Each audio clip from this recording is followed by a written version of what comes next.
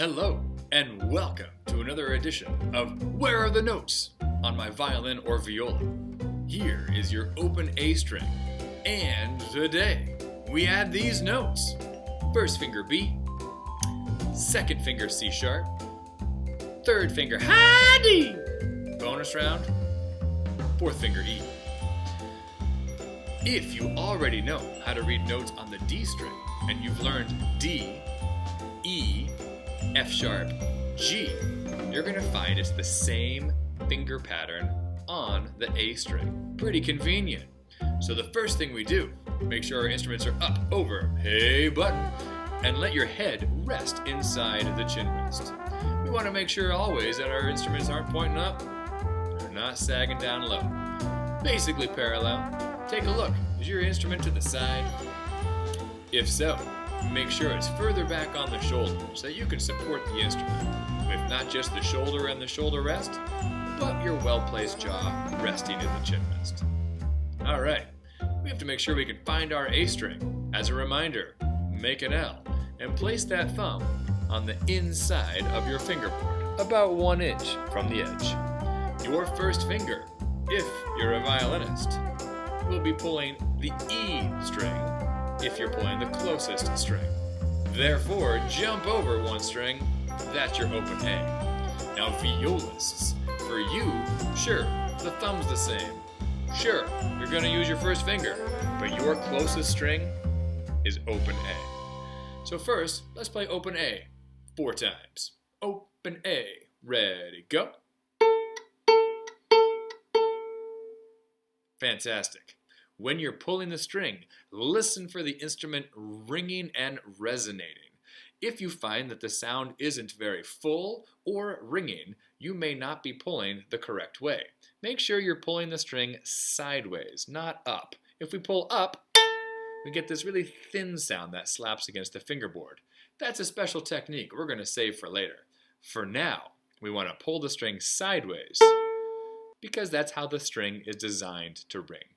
All right, let's add our left hand, shall we? Our hand comes down the neck of the instrument.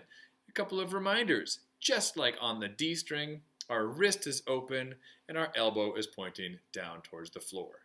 If you have an imaginary glass on your left foot, fantastic. Go ahead and turn on the faucet and let that water run down your hand, down your arm, down the elbow, into that glass on your left foot. Let's give you the other angle here. You'll see here are my fingers down on the string. You'll notice that the old first finger there, that's right, it's making a square, pointing straight down into the fingerboard. Second finger, tip of my finger, straight down into the fingerboard. Third finger, tip of my finger, and yep, even you, pinky, you can do it. That pinky comes in and around. If you're having a hard time reaching, it might be that your instrument is too big for you, or that your elbow is not placed straight down, but spraying someone next to you. That's no good. Make sure that elbow is down so you can play on the tips of your fingers. All right, let's find these notes, shall we? Let's review the alphabet. What comes after A? B. That's right, great guess. How about B? C. Technically, yes, C. However, as string players, we often learn C sharp first. A sharp changes the note by a half step, making the note just a little bit higher. Now that might not seem a big deal, but if you're only 4'11.5" and you grow a half an inch, you're in the 5-foot club. That's a big deal. Half steps, same thing. When you add a sharp or a natural or a flat and move your finger just a little bit, it's a big deal. It's a brand new note. So make sure that as we're learning this right now, we are doing first finger B and then boom, all the way up to C sharp. Okay, next note we would learn, A, B, C sharp, D. That's right. D is going to come right next to C sharp, and it's going to be a half step away. You'll see that those two fingers are quite close. And then the final note that we'll learn, A, B, C sharp, D, E. Fourth finger E. So let's go over it. As I morph into a position where you're able to see the tips of my fingers, you'll notice we start with first finger B. Now check this out. Here's C snuggled up. That's not what we're learning. Up to C sharp, about an inch away. then D, which I affectionately refer to as ha-D. Then, boom, fourth finger E will be our final note. Let's do a little exercise, shall we? I'll say it, you play it 4 times. Ready? Instruments up. Open A, ready, go. First finger B, go. B again, ready, go. C sharp, ready, go. First finger B, go. C sharp, ready, go. Third finger, ha-D. Open A, ready, go.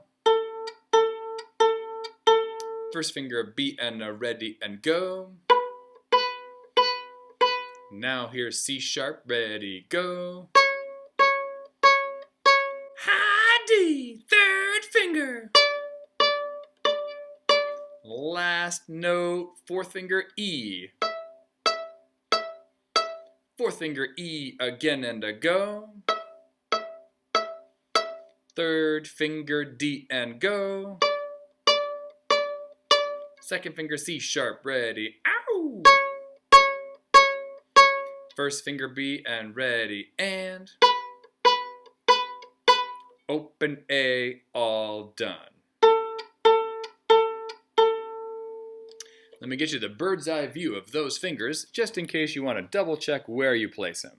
So we're on the A string. We put our first finger down on B, our second finger down on C sharp, our third finger right next door, my best friend, on ha-D, and then our fourth finger E, another whole step away.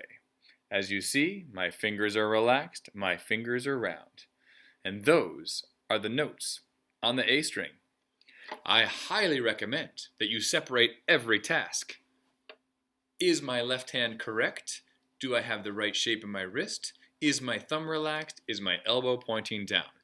Once that's comfortable, then I would start reminding myself where the notes are on the fingerboard. And I would review. Can I find G? Boom. Can I find E? Ow! Can I find C sharp? Woo! How about ha-D? Boom. Once I can recall those notes immediately, I know that I'm ready to add some sort of music, either written out note names or something on the staff. Separating tasks is more efficient and you'll learn faster. Remember, go slow to learn fast. And take time to save time. Thanks for stopping by. If you practice every day, by the end of the year, you'll be taller.